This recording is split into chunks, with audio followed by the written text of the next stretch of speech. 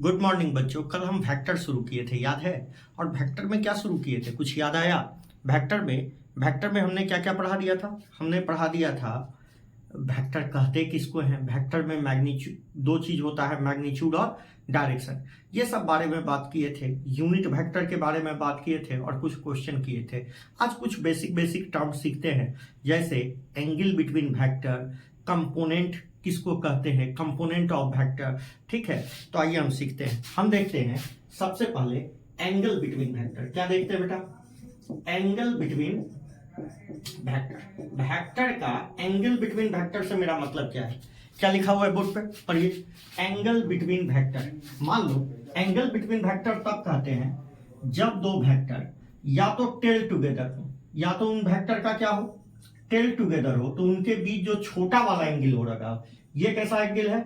छोटा वाला एंगल, छोटा वाला एंगल। तो छोटा वाला जो एंगल होता है इसी को क्या कहते हैं? एंगल। इसी को क्या कहा जाएगा? Angle between vector. इसी को क्या कहेंगे? Angle between vector. तो तुम्हारे दिमाग में आएगा सर आप ऐसा क्यों बोल रहे हैं? अरे एक बड़ा वाला भी तो एंगल बना, ये एंगल कितना बना? 360 माइनस थीटा। तो इसको आप एंगल बिटवीन वेक्टर नहीं कहोगे। जब दो वेक्टर टेल टुगेदर हो, जब दो वेक्टर टेल टुगेदर हो, तब उनके बीच बनने वाला छोटा वाला एंगल क्या कहलाएगा बेटा? छोटा वाला एंगल क्या कहलाएगा? Angle between vector. तो या तो टेल टुगेदर हो, या ऐसा भी बोल सकते हो कि दो वेक्टर कैसे रखे हो? Head together. हेड टुगेदर रखे हो तब भी ये जो एंगल बन रहा होगा ये भी क्या कहलाएगा? छोटा वाला एंगल बिटवीन वेक्टर। पूछो क्यों? ये भी क्या कहलाएगा? Angle between vector. सवाल है क्यों? इसलिए क्योंकि हम वेक्टर को कल सिखाए हैं पैरेलली शिफ्ट कर सकते हैं। तो इसको इधर शिफ्ट किए और इसको इधर शिफ्ट किए, तो आपको पता है ये दोनों एंगल क्या होते हैं? बराबर होते हैं। मैथ का रूल है, ठीक है। आमने सामने का जो एंगल होता है वो क्या होता है? दो लाइन के बीच का आमने सामने का जो लाइन एंगल होता है वो क्या होता है? बराबर होता है। तो या तो टेल टुगेदर रखो, नहीं तो हेड टुगेदर रखो। तो वही जो उनके बीच का एंगल होगा वही एंगल क्या कहलाएगा? वही एंगल क्या कहलाएगा? Angle between vector. अब जरा यहां देखो, एक बड़ा फेमस क्वेश्चन है। मान लो ये एक वेक्टर है, ये एक वेक्टर है और ये एक वेक्टर है, दूसरा वेक्टर ये है, ये एक वेक्टर है और ये एक वेक्टर है। ये एंगल है 60। बताओ, हमसे पूछा जा रहा है एंगल बिटवीन वेक्टर कितना है? एंगल बिटवीन वेक्टर कितना है बता सकते हो? जरा चेक करो तो इस वेक्टर ए के टेल पर बी वेक्टर का क्या रखा है? हेड रखा है। तो इसको एंगल बिटवीन वेक्टर थोड़ी खोलेंगे। या तो हम क्या करें, ये वेक्टर को पीछे खिसका है या ये वेक्टर को आगे खिसका है। मान लो हमने इस वेक्टर को आगे खिसका दिया, तब दोनों वेक्टर कैसे आ गए बताओ? टेल टुगेदर आ गए। वेक्टर को तो पैरेलली शिफ्ट कर सकते हैं। तो ये एंगल 60 है, तो ये एंगल बचा हुआ एंगल कितना हो गया? 120। तो एंगल बिटवीन वेक्टर मेरा आंसर क्या रिपोर्ट होगा? 120। समझ में आया? एंगल बिटवीन वेक्टर तभी डिफाइन होता है जब दो वेक्टर या तो टेल टुगेदर रखे हो, नहीं तो हेड टुगेदर रखे हो। क्या ये फंडा क्लियर है? सिंपल सा बात है। अगला बात देखो, तो ये बात आप समझ गए। अब मेरी बात सुनो, अगला जो टर्म है component of vector. Component of vector. Babu, component करने का मतलब किसी वेक्टर को तोड़ना। कहोगे तोड़ना क्यों जरूरी है? इसलिए जरूरी है कि यदि वेक्टर आपका एक्स एक्सिस में हुआ तो सारे वेक्टर को एक्स में जोड़ दो, वाई एक्सिस में हुआ तो वाई में जोड़ दो। मगर यदि वेक्टर स्पेस में हो, ना एक्स में है ना वाई में, मान लो ये एक्स एक्सिस ये वाई एक्सिस, ना वेक्टर एक्स में ना वाई में, ले बेटा एक्स और वाई के बीच में या स्पेस में 3D स्पेस में कहीं है, तो अच्छा होगा आप उस वेक्टर को एक्स एक्सिस और वाई एक्सिस में जोड़ दीजिए और तोड़ दीजिए, और उसके बाद एक्स वाले को जोड़ दीजिए, वाई वाले को जोड़ दीजिए। तो एक्स कंपोनेंट निकल गया, वाई कंपोनेंट, अब फिर रिजल्टेंट निकाल लीजिए। नहीं आया समझ में ना? कुछ नहीं आ रहा। देख इधर, मान ले ये दो कंपोनेंट है, ये एक्स कंपोनेंट है और ये वाई। हमने कहा एक वेक्टर पड़ा हुआ है, ये ए वेक्टर है जिसका मैग्नीट्यूड ए है, ये ए वेक्टर है जिसका मैग्नीट्यूड ए। तो हम बोल रहे हैं ना, हम बोल रहे हैं कि ये एक्स एक्सिस से थीटा बना रहा है। कितना बना रहा है? एक्स एक्सिस से थीटा। तो हमको इस वेक्टर का कंपोनेंट एक्स की ओर करना है, तो हम इधर से लाइट मारते हैं। जिस धर कंपोनेंट लेता है उसके सामने से लाइट मारा जाता है। इसके इस पर कंपोनेंट लेता है, इसके सामने से लाइट मारेंगे। तो क्या इस वेक्टर का प्रोजेक्शन इधर आएगा? इस वेक्टर का प्रोजेक्शन इधर आएगा, जो प्रोजेक्शन आएगा वही कहलाएगा कंपोनेंट एलोंग एक्स एक्सिस। क्या आएगा? X axis. अब मान लो y की तरफ लेना होता तो क्या मान लेते? इधर से लाइट मारते कि नहीं मारते? इधर से लाइट मारते तो इधर प्रोजेक्शन आता। क्या लिखते इसको? यहां जो भी मान लो यहां आता है ax आता है, हम बोल रहे हैं इधर जो आता है उसको ax बोल रहे हैं, ठीक है?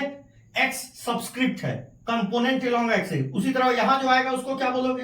y। क्या बोलोगे? कंपोनेंट एलोंग किस एलोंग? y axis. आ रहा है समझ में? y एक्सिस की ओर जो कंपोनेंट आया इसको ये बोले। अब हमको चाहिए ax का वैल्यू।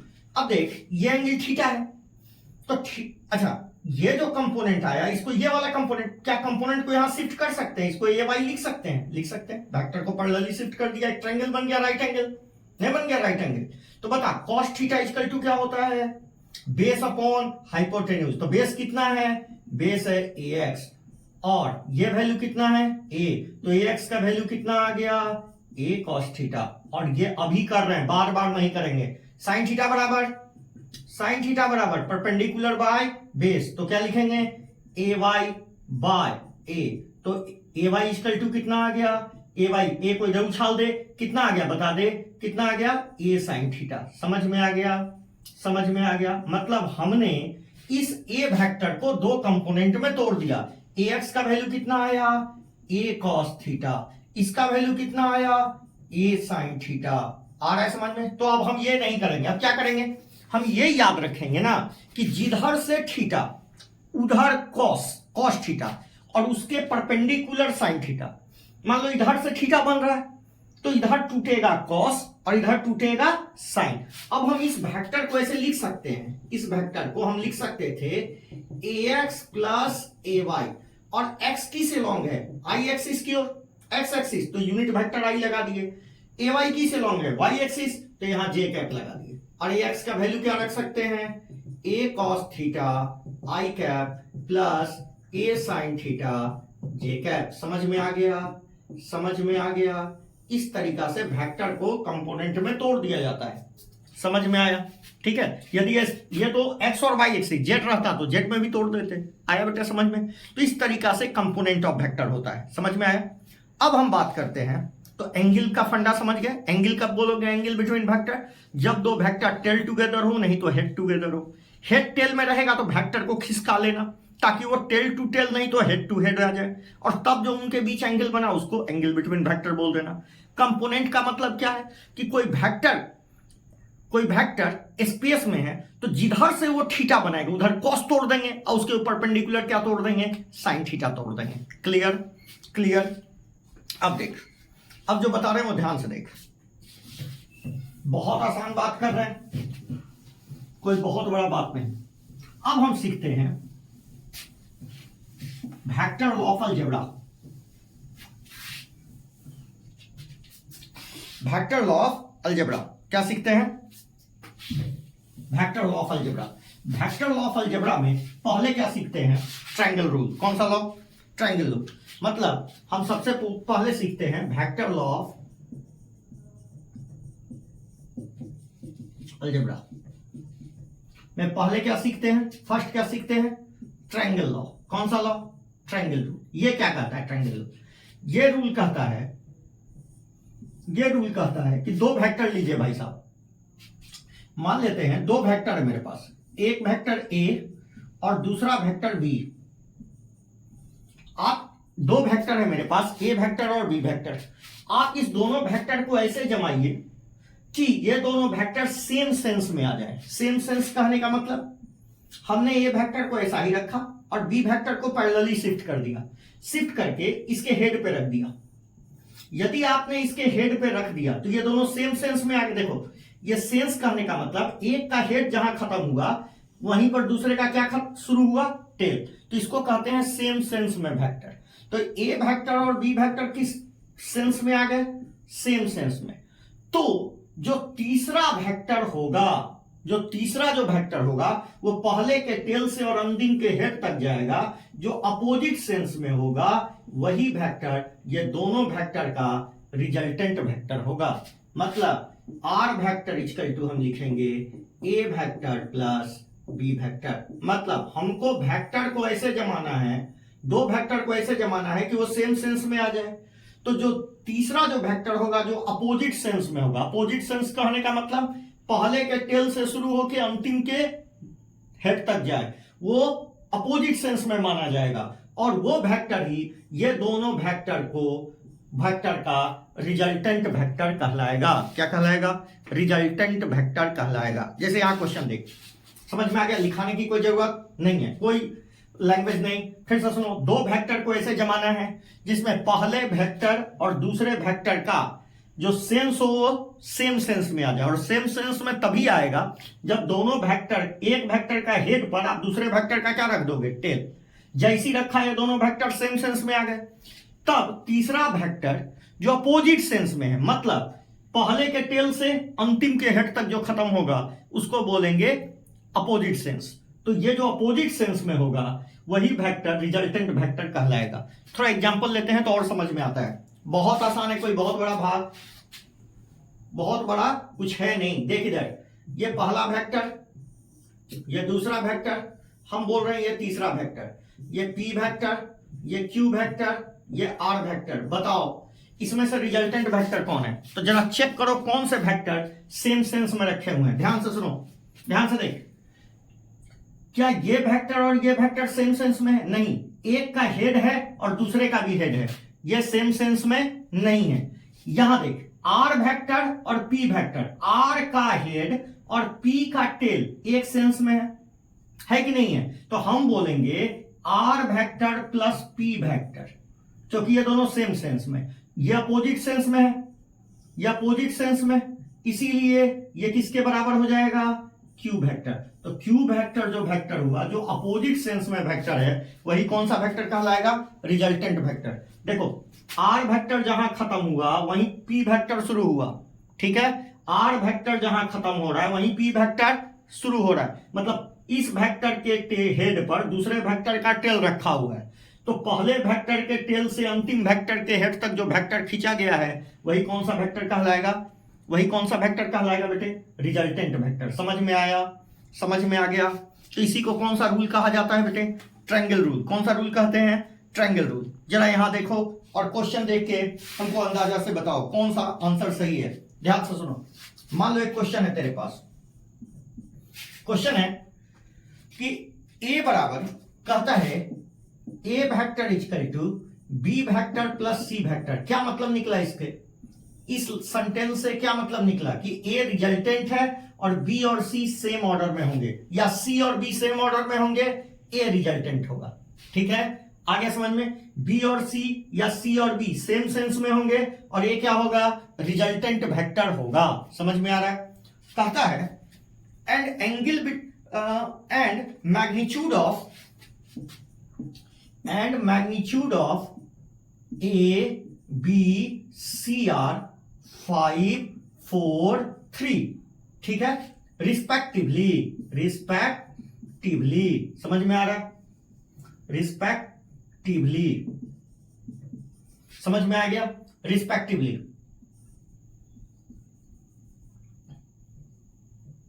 एक सेकंड बेटा, ये फोटो मिट गया था, अब सही है। ठीक है, रिस्पेक्टिवली कहता है फाइंड एंगल बिटवीन पहला क्वेश्चन किससे? ए एंड बी, दूसरा क्वेश्चन बी एंड सी, और तीसरा question B vector and C vector, A vector and B vector, और तीसरा question A vector and C vector. ठीक है, आपको सबके एंगल बताना है। जरा ये देख, इसका मतलब क्या हुआ कि बी और सी सेम ऑर्डर में है या सी और बी सेम ऑर्डर में है। तो देखो, ये बी बनाया, ये सी बनाया, बना दिया बी और सी। ठीक, बी और सी। अच्छा, ये दोनों दो वेक्टर हैं और ये इनका रिजल्टेंट है। यहां से ये समझ में आ रहा है। रुक जाओ, आगे पढ़ो। Magnitude of A B C are 5 3 4, क्या ये कुछ है? हाँ, पाइथागोरस ट्रिपलेट है। पाइथागोरस ट्रिपलेट क्या होता है? हाँ, राइट एंगल ट्रायंगल में बनता है पाइथागोरस ट्रिपलेट। ठीक है, कि 4 का स्क्वायर जोड़ 3 का स्क्वायर इक्वल टू 5। आ रहा है समझ में, का √5। तो ऐसे ऐसे को बोलते हैं पाइथागोरस ट्रिपलेट। इसका मतलब ये राइट एंगल ट्रायंगल बन रहा होगा। तो राइट एंगल ट्रायंगल बना लेते हैं। देख इधर, यहां राइट एंगल ट्रायंगल बना लिया। कैसे बना लो कोई फर्क नहीं पड़ता, लो ऐसे बना दिया, बन गया। अब यहां देख, कहता है बी और सी सेम ऑर्डर में है। इसका मतलब ये ले लो बी और ये क्या ले लो सी, ये ले लो बी, ये ले लो सी। तुम सी ले लेता, बी ले लेता, कोई फर्क नहीं पड़ता, ठीक है। अब क्या बोल रहा है, ए क्या है, रिजल्टेंट वेक्टर।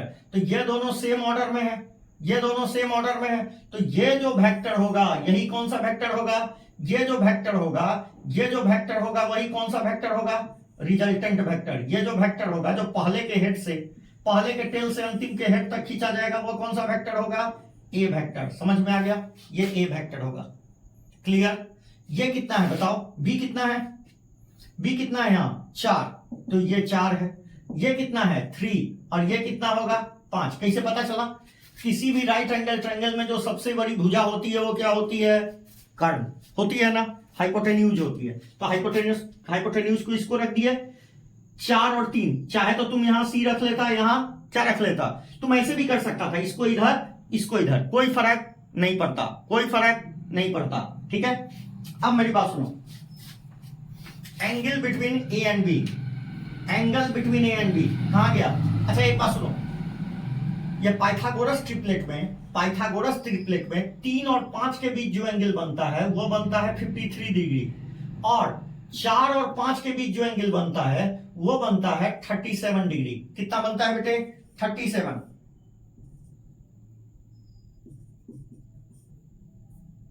4 और 5 के बीच जो एंगल बनता है, 4 और 5 के बीच जो एंगल बनता है वो 53 होता है, और 4 और 5 के बीच जो एंगल बनता है वो होता है 53 डिग्री। और यहां कितना होता है, 3 और 5 के बीच जो बनता है वो बेटा 37 डिग्री, 37 डिग्री। आ गया समझ में। आओ इधर एंगल बताओ, ए और बी के बीच कहां गया ये, कहां गया ये, ए यहां है, बी यहां है, तो इसके बीच का एंगल कितना बता दोगे, 53 डिग्री। आ रहा है समझ में। अगला क्या है, बी और सी, कहां है बी सी, हो जो बी सी, बी और सी, मगर ये कैसे रखे हुए हैं, एक का हेड दूसरे का टेल। तो ये एंगल नहीं, बाहर वाला एंगल 90 बताया जाएगा। भलो ये वाला हम बता रहे हैं, मगर बताओगे तुम कौन सा, बाहर वाला, क्योंकि जब तक टेल टुगेदर ना हो और हेड टुगेदर ना हो तब तक हम नहीं बताते। तो यहां एंगल क्या आएगा 90, बी और सी। उसके बाद क्या है बेटा, उसके बाद क्या, ए और सी, ए और सी देखो दोनों का हेड टुगेदर है, तो कितना एंगल बता दिया जाएगा 37। समझ में आ गया, समझ में आ गया। तो इस तरीका का क्वेश्चन आता है मार्केट में, ठीक है, इस तरह का क्वेश्चन आता है। इस चक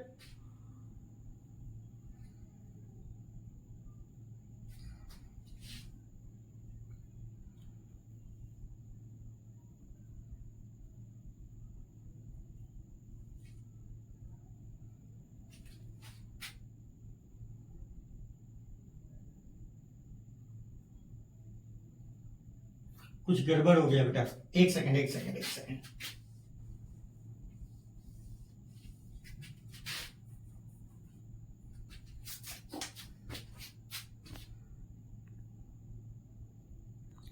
सॉरी बेटे, थोड़ा सा गड़बड़ हो गया, यहां गड़बड़ हो गया हमसे। ये एंगल होता है 37 और ये होता है 53, ठीक है 53। बाबू याद रखना, 3 और 5 के बीच जो एंगल बनता है वो होता है 53। 3 और 5 के बीच जो एंगल बनता है वो होता है 53, और 4 और 5 के बीच जो एंगल बनता है वो कितना होता है 37। ऐसे याद रखना, ठीक है। 4 और 5 के बीच जो एंगल बनता है वो 37, और 3 और 5 के बीच जो एंगल बनता है वो होता है 53। तो बताओ ए और बी के बीच का एंगल कितना हो गया, ए और बी कहां गया, ए और बी के बीच 37 हो गया, बस वैल्यू पलटेगा और कुछ नहीं। यहां तो वही 90 रहेगा, यहां क्या हो जाएगा बेटा 53। वो बस बाय मिस्टेक लिखने के क्रम में हम थोड़ा धोखा खा गए, और कोई दिक्कत नहीं है। आया समझ में, लिखने के क्रम में हम थोड़ा धोखा खा गए। देख लीजिए थोड़ा थोड़ा सा धोखा से क्या हो जाता है, सब गड़बड़ हो जाता है कि नहीं हो जाता है। इसलिए आपको बढ़िया से पढ़ाई करनी है, नहीं तो सब गड़बड़ कर दीजिएगा, ठीक है, सब गड़बड़ कर दीजिएगा। समझ में आ गया। अच्छा, एक बहुत पुराना क्वेश्चन है, जरा यहां देखिए। एक क्वेश्चन का क्या है,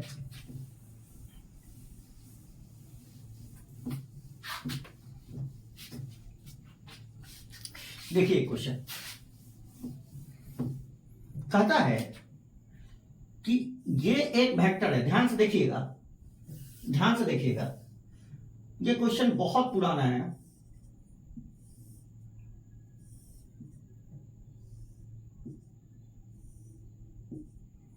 कहता है कि ये ए वेक्टर है, ये ए वेक्टर है, नहीं बेटा, ये ए वेक्टर है, ये बी वेक्टर है, और इसको कहता है सी वेक्टर, और इसको कहता है पी क्यू, इसको कहता है पी क्यू, और इसको कहता है आर, और आपको कहता है P Q vector equal to 3QR vector.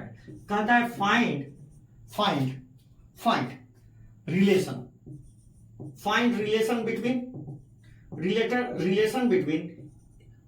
A B C के बीच रिलेशन निकालिए। ए बी सी के बीच क्या रिलेशन, ऐसे ऑप्शन दिया हुआ था इसका, ए बराबर, इसका ऑप्शन दिया हुआ है ए बराबर 2b, दूसरा 4b,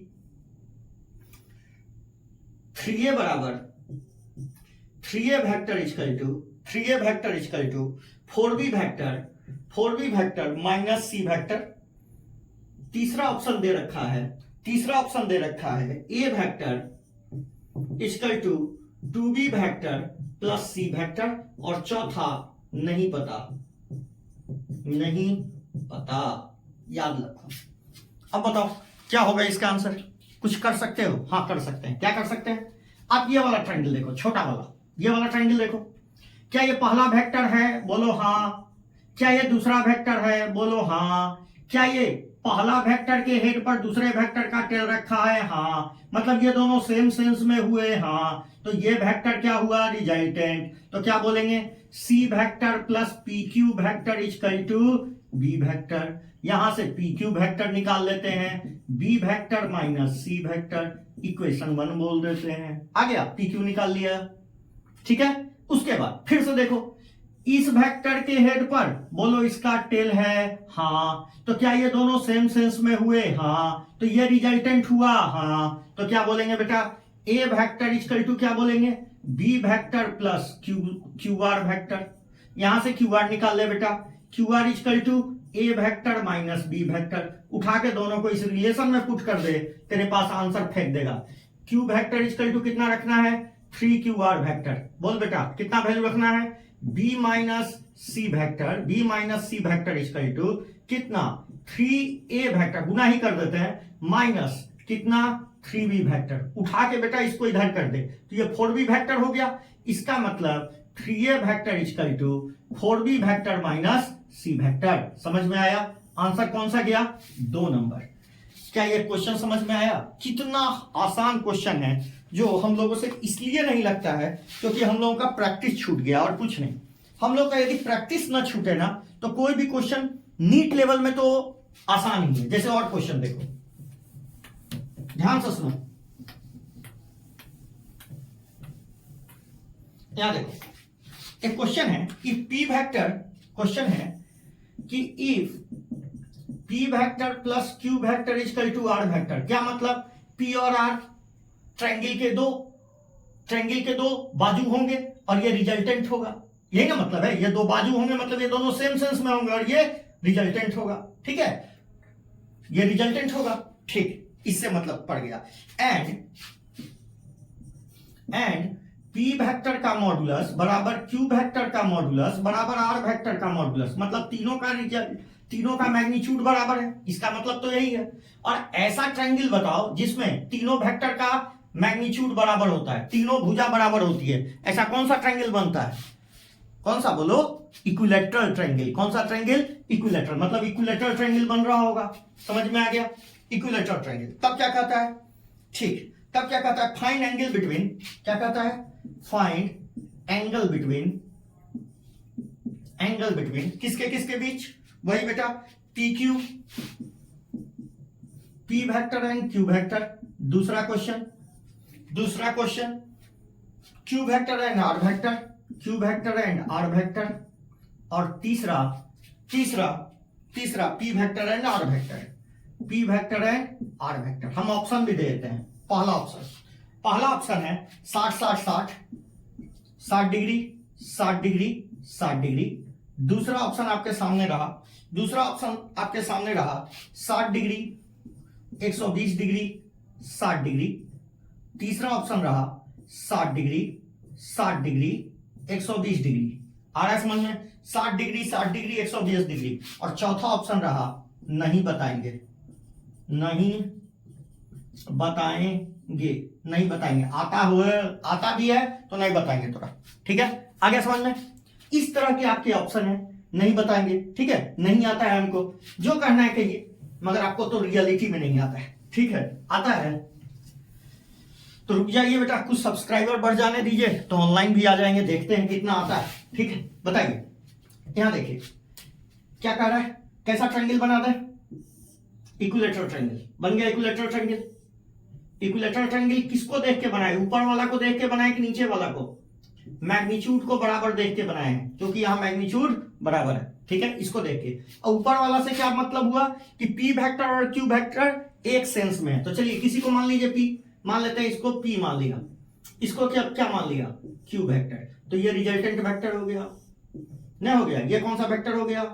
आर वेक्टर। समझ में आ गया? आप इसको क्यू मान लेते, इसको पी मान लेते, आप ऐसे भी कर लेते, इसको इधर इसको इधर, तो यहां से शुरू कर लेते, इसे कोई फर्क नहीं पड़ता। समझ में आ गया? आ गया समझ में? क्लियर? अब मेरी बात सुनिए, तो ये पी वेक्टर है, ये क्यू वेक्टर है, तो ये कौन सा वेक्टर है? R vector, resultant vector. अब देखिए इक्विलेटरल ट्रायंगल है तो सारा साइड बराबर है, इसका मतलब सारा एंगल 60 होगा। चलिए बताइए, ये एंगल बोलिए, दोनों टेल टुगेदर, पी और आर के बीच का एंगल, पी और आर के बीच का एंगल, पी आर के बीच का एंगल 60 डिग्री। तो यही एंगल बताइएगा यहां 60, नहीं बताइएगा? पी और आर के बीच का एंगल कहां गया? ये पी वेक्टर, ये क्यू वेक्टर, ठीक है? पी वेक्टर क्यू वेक्टर, तो ये आर वेक्टर, सब 60 है, तो पी और आर के बीच का एंगल 60 डिग्री। उसके बाद बोलिए दूसरा, पी और आर के बीच का एंगल 60 डिग्री। उसके बाद बोलिए क्यू और आर के बीच का, क्यू और आर का बीच का एंगल भी 60 डिग्री। उसके बाद बोलिए पी और आर, पी और क्यू के बीच का एंगल, पी और क्यू के बीच का एंगल बताइए, पी और क्यू के बीच का एंगल यहां 60 है, मगर आपको 60 नहीं, क्योंकि ये क्या है? हेड और दूसरे का टेल। तो आप इसको आगे बढ़ाओगे ना, ये एंगल बताओगे ना, तो ये एंगल कितना हो गया? 120। तो ये एंगल हो गया 120। अरे यार ऑप्शन ए में हम नहीं दिए, ऑप्शन ए में नहीं दिए, मतलब यहां क्या कर देते 120, यहां 60 और यहां क्या कर देते 60। समझ में आया? ऑप्शन नंबर 3 समझ में आ गया? ये हमसे गलती हो गई, ऑप्शन देना चाहिए था। ये 60 हो गया, 120 हो गया, ये 60 और ये भी क्या हो गया 60। समझ में आया? एक लास्ट क्वेश्चन देखते हैं, कहता है, ध्यान से देखना क्वेश्चन, क्वेश्चन देखना, कहता है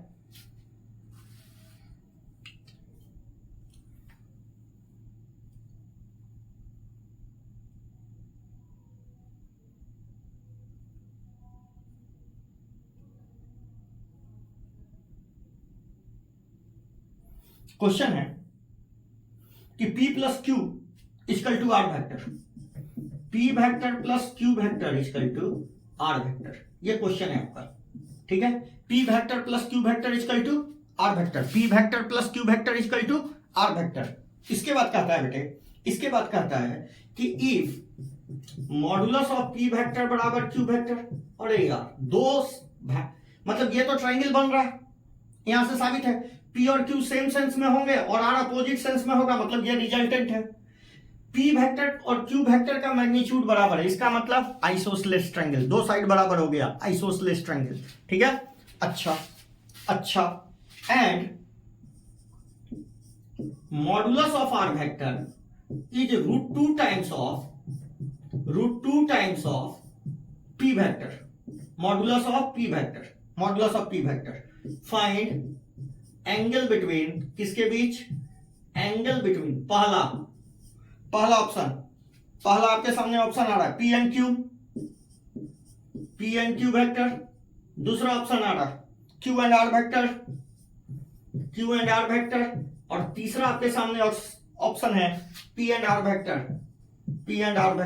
ऑप्शन भी दे दें, ऑप्शन दे दें, ठीक है? ऑप्शन भी दे देते हैं। ऑप्शन है 90 135 135, पहला ऑप्शन 90 135 135। दूसरा ऑप्शन सेकंड ऑप्शन आपके लिए, सेकंड ऑप्शन आपके लिए 90 45 45, 90 45 45। तीसरा ऑप्शन आपके लिए भाई साहब, थर्ड ऑप्शन आपके लिए 90 45 135, 90 45 135। और चौथा ऑप्शन है भाई साहब आपके लिए नहीं पता, चाहे देख लेते हैं। 90 135 45, 90 135 45। बताइए जल्दी से, चारों ऑप्शन में से एक ऑप्शन टिक कीजिए, खटाक से टिक कीजिए, लेट नहीं, जल्दी से चारों ऑप्शन में से एक ऑप्शन टिक कर दीजिए। आप लोग बहादुर बच्चे हैं, जल्दी से कर सकते हैं। बताइए कौन सा। देखिए इधर, देखिए बहुत आसान है। अच्छा एक बात बताओ, यहां से तो साबित हो गया कि ट्रायंगल है, यहां से साबित हो गया कि आइसोसेलेस ट्रायंगल है, ठीक है, आइसोसेलेस ट्रायंगल है, ठीक। अच्छा ये कहता है and R is √2 times of P vector. इससे क्या मतलब हुआ, मान लो ये 10 है, ये 10 है तो ये भी 10 रहा होगा। इसका मतलब 10 10 और 10 10 मतलब 10√2, 10√2। ये कब हो सकता है, कब हो सकता है, जब राइट एंगल आइसोसेलेस ट्रायंगल हो। आइसोसेलेस भी बहुत तरीका का होता है। आइसोसेलेस में कौन सा ट्रायंगल बना, आइसोसेलेस में कौन सा ट्रायंगल बना, राइट एंगल। पूछो कैसे, आपको कैसे पता चला, हमको ऐसे पता चला कि रिजल्टेंट जो है वो √2 टाइम्स है, रिजल्टेंट √2 टाइम्स। और ये तभी हो सकता है बेटे, जैसे मान लो ये 1 होता, ये 1 होता तो ये √2 टाइम्स हो जाता, √2 हो जाता। ये 10 होता, ये 10 होता तो ये √2 10 हो जाता। ये 5 होता, ये 5 होता तो ये √2 हो जाता, √2 5 हो जाता। मतलब √2 टाइम्स है। इसका मतलब ये आइसोसेलेस ट्रायंगल है, ठीक है, आइसोसेलेस ट्रायंगल है। समझ में आ गया। तो ये √2 टाइम्स है, ये आर हो गया रिजल्टेंट। अब देखो पी और क्यू लेना है, तो चाहे तो तुम पी और क्यू ऐसे ले लो, या कैसे ले लो, पी और क्यू को ऐसे ले लो। देखो हमने पी को ऐसे ले लिया, क्यू को ऐसे ले लिया, लो ये क्यू ले लिया और इसको क्या ले लिया, पी ले लिया। तो रिजल्टेंट कहां से शुरू करोगे, ये रहा रिजल्टेंट, ये रहा रिजल्टेंट, यहां से शुरू होके यहां तक, ये रहा रिजल्टेंट मेरा, ठीक है। आगे समझ में कोई दिक्कत, ऐसे ले लेते तो ये पी ये क्यू, तो यहां से शुरू करके यहां रिजल्टेंट लेके चले जाते हैं। आगे समझ में कोई दिक्कत। अब बोलो, अब बोलो, ये राइट एंगल आइसोसेलेस ट्रायंगल है, राइट एंगल आइसोसेलेस ट्रायंगल है। तो अब देखो ये √2 टाइम्स है, मतलब ये एंगल कितना रहा होगा 45, ये भी एंगल कितना रहा होगा 45, और ये एंगल कितना रहा 90। अब एंगल बता दो सब जल्दी जल्दी, बोलो पी और आर के बीच का एंगल, पी और आर के बीच का एंगल हमको 45 दिख रहा है, पी और आर के बीच का एंगल हमको 45 दिख रहा है भाई साहब। आपको दिखा, पी और आर के बीच का एंगल 45 दिखा, तुमको दिखा, किसको दिखा, दिख गया, पी और आर के बीच का एंगल 45। अच्छा क्यू और आर के बीच का एंगल, क्यू और आर के बीच, क्यू और आर के बीच का एंगल 45, क्यू और आर भी 45। नेक्स्ट पी और क्यू, कहां गया पी और क्यू, पी और क्यू के बीच का एंगल 90, पी और क्यू के बीच का एंगल 90। तो ऑप्शन हो गया 45 90 45 45, 90 45 45, ऑप्शन 2 90 45 45। समझ में आया, 90 45 45 क्लियर है। तो कल के क्लास में हम शुरू करेंगे पैरेललोग्राम रूल। आज का क्या सीखे, ट्रायंगल रूल। क्या बोले ट्रायंगल रूल में, एक ट्रायंगल बनेगा जहां पर P प्लस Q, मतलब जो सेम सेंस में होगा वो दो साइड को रिप्रेजेंट करेगा, और जो अपोजिट सेंस में होगा वो किसको रिप्रेजेंट करेगा, रिजल्टेंट को रिप्रेजेंट करेगा, ठीक है। एंगल बिटवीन वेक्टर भी निकालना सीखे। Thank you.